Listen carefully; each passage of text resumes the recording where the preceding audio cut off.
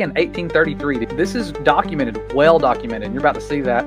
They weren't talking about deep space and rocks and us flying through an infinite, ever-expanding universe.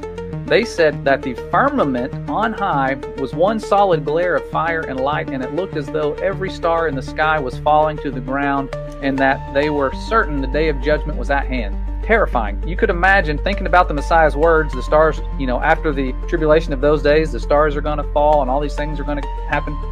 The tribulation, there was actually persecution going on. The Inquisitions were still going on. They didn't stop until the next year, until 1834. And so there was a lot of stuff going on. If you were keeping the Sabbath, you were a Judaizer. If you didn't adhere to the creeds, it was pretty dark. It was dark times. And then you started having this awakening. I'm assuming people saw this and thought, we need to be ready in case the stars falling again is for real, because when it was happening, it said many wicked men were on their knees that night praying to the Lord and calling on others to pray for them. And they were terrified. And so I thought, man, this sounds pretty like a big deal. This document that I just read was from somebody in Tennessee, a few hours north of me.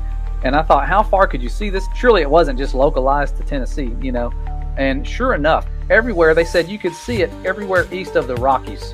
And so Earth curvature didn't block the view, but the Rocky Mountains blocked the view. And so you had this image here on the left and the one on the right. They look very similar. And I thought, why are they drawing a dome shape with stars radiating out from a central point? This doesn't look like the deep space narrative. It almost looks like a dome type of structure with a star in the middle. And I didn't just see it in one or two places. I started seeing this in every depiction that I could find. And that star in the middle, meteors radiating down. I don't like calling them meteors. I think they're more than just that. They're not space rocks.